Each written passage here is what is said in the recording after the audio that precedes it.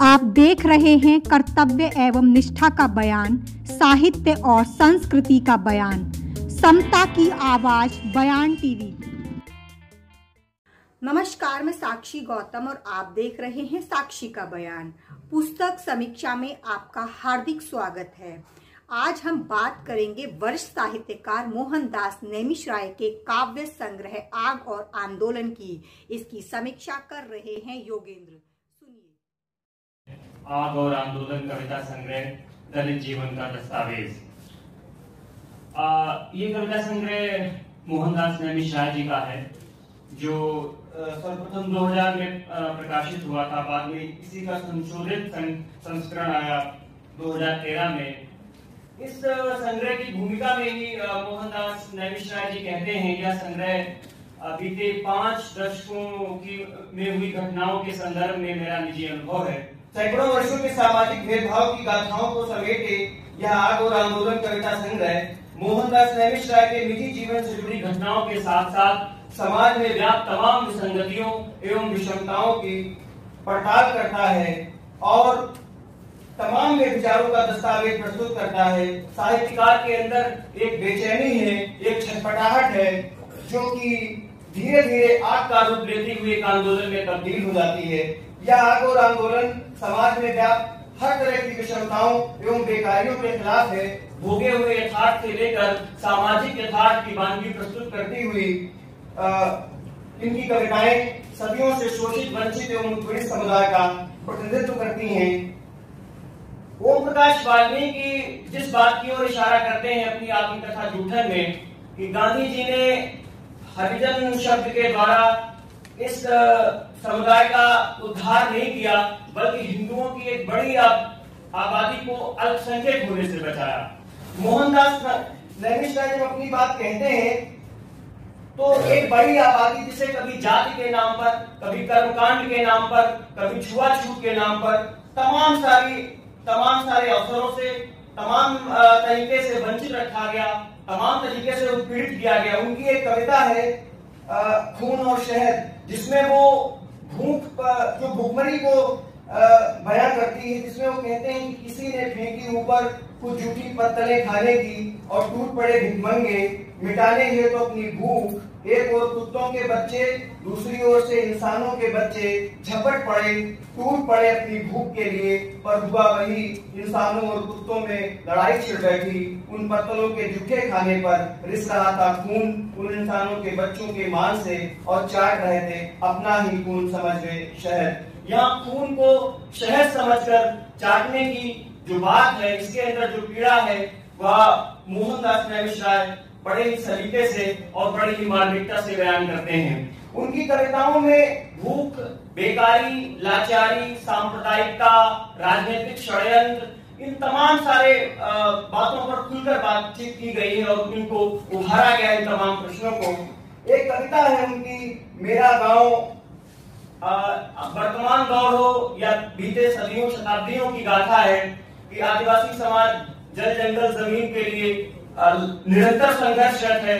हसदेव अरण्य जी का जिसका एक ज्वलंत उदाहरण है, जहां पर सत्ता और पूंजीपतियों के गठजोड़ ने इंसान को उसकी जड़ों से काटने का काम किया। उनकी जो कविता है मेरा गांव 1976 में तब लिखी थी उन्होंने, तो वो कहते हैं कि एक गांव खूब हरा भरा, वे आए और खेतों को काट कर जमीन बेचने लगे, फैक्ट्री धुआं उगलने लगी, कंक्रीट के जंगल नरम नरम छाती को चीर कर उगने लगे, नाचने लगी भूख, उजड़ने लगे पनघट चौपाल, बिखरने लगे कच्चे घर, गायब होने लगी भैंस, गाय, बकरी, और इन सबके बीच आदमी। अपनी जड़ों से अलग किए जा रहे इंसान की पीड़ा अत्यंत मार्मिक ढंग से इस कविता में अभिव्यक्त है, और सरकारों और अडानी अंबानियों की कड़े धरती के सीने पर धड़कती चली जा रही है। आम आदमी से उसकी हिस्सेदारी पर सामूहिक लूट जारी है। निरंतर होते प्रगति के दोहन पर सारे मठाधीश चुप्पी साधे हैं। ऊपर से सत्ता एवं इन माफियाओं के द्वारा पालित पोषित बड़े बड़े गोदी मीडिया संस्थानों के एंकर किसी प्रतिष्ठित पद पर रहे आदिवासी समुदाय के व्यक्ति पर जंगल में रहने वाला कहकर ओछी टिप्पणी करने से भी नहीं चूकते, या सर्वविदित है।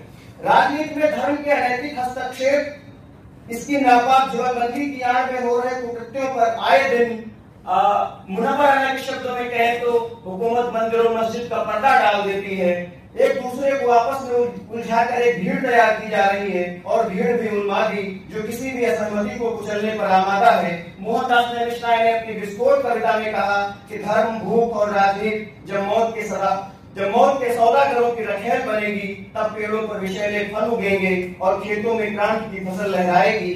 मंदिर, मस्जिद और गुरुद्वारों में खून की स्याही से जब अनगिनत किताबें लिखी जाएंगी, जिन्हें पढ़कर नई पीढ़ी बंदूक के बिना बातें भी नहीं करेगी, तब न मैं रहूंगा न तुम रहोगे, होगी केवल राजनीति। सुख के सपने एक उनकी कविता है जिसमें वो लिखते हैं कि सुख के सपने सुबह आते हैं, माँ ने बतलाया था, मालूम नहीं माँ ने गलत बोला था या देश के नेताओं ने झूठ बोला था।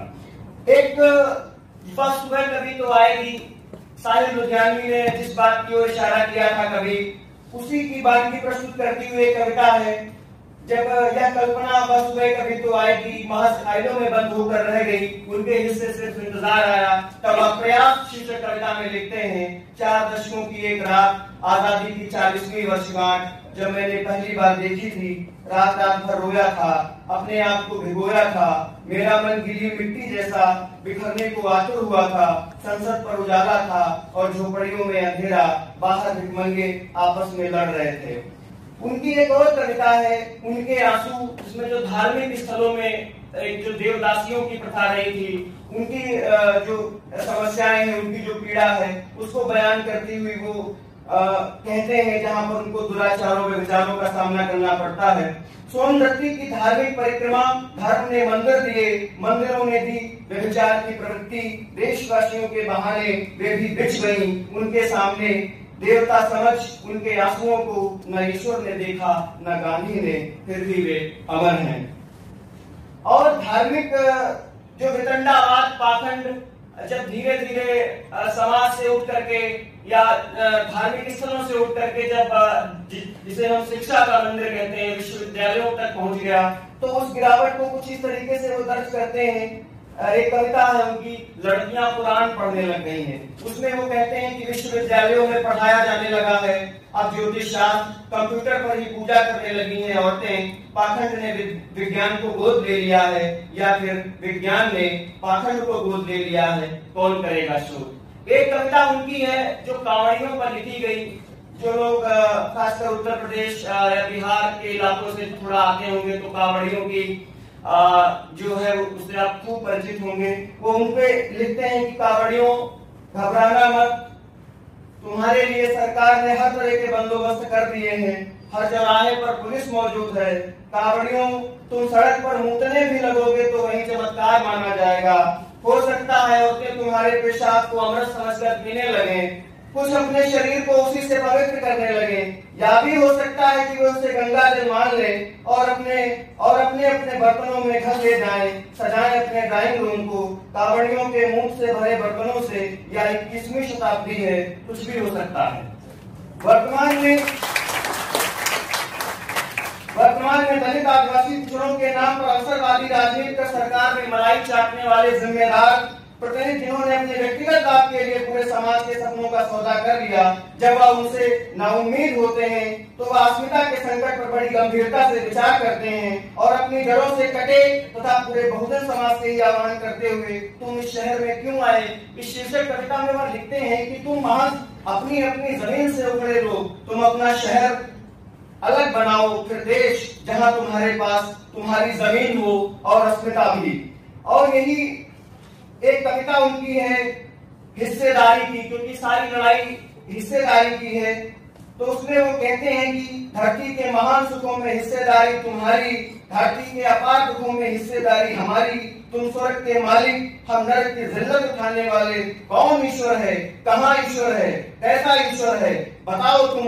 पुरानी सदी भी बीत गई, नई सदी भी आ गई, तुम जवाब न दे सके, न पुरानी सदी में न नई सदी में। उनकी एक कविता है, उसके बाद में सीधे निष्कर्ष पे आता हूँ, जिसमें वो सांप्रदायिक हिंसा की ओर इशारा करते हैं कि सच यही है, मंदिर में आरती गाते हुए भी नजदीक की मस्जिद तोड़ने की लालसा उनके भीतर जागती रहती है, और मस्जिद में नमाज पढ़ते हुए भी पास के मंदिर के बारे में भी नाक फनी की तरह वैसे ही हलचल उगती है। कभी अपनी पीड़ा को बयान करते हुए कभी बहुत भावुक तो कभी उसका स्वर बहुत तीखा हो जाता है। दमन की सैकड़ों गाथाओं के बाद भी उसकी जिजीविषा इस तरह से देखने को बनती है। और कलकत्ता कविता में वह कहते हैं, मुझे भीड़ में उस आदमी की तलाश है जो भीड़ में सूरज की तरह अस्त तो हो पर उसमें हर सुबह उगने की भी तो क्षमता रहे, आदमी के बीच रहते हुए आदमी को पहचान सके। निष्कर्ष ये है कि सदियों के भेदभाव और उपेक्षा के मकर जाल का पर्दाफाश करता हुआ यह काव्य संग्रह वर्तमान समय में एक ज्वलंत दस्तावेज का काम कर रहा है। हाशिए पर रहे समाज के लिए मुक्ति के आंदोलनों में एक सशक्त भूमिका निभाते हुए उनकी आवाज को मजबूती प्रदान करता है। मोहनदास नैमिषारण्य ने एक ओर जहां दलित आदिवासी समाज की पीड़ा का अत्यंत मार्मिक चित्रांकन करते हुए उनके मुक्ति के प्रयासों को बल दिया है, तो वहीं दूसरी तरफ वर्तमान समय के लगभग सभी ज्वलंत मुद्दों, सांप्रदायिकता, राजनीति, गरीबी, भुखमरी आदि पर भी निगाह डाली है। यह काव्य संकलन उनका वर्तमान दौर में एक जरूरी हस्तक्षेप है जो उनके लेखन को सार्थकता प्रदान करता है और उन्हें साहित्यिक में प्रतिष्ठित करता है। बहुत बहुत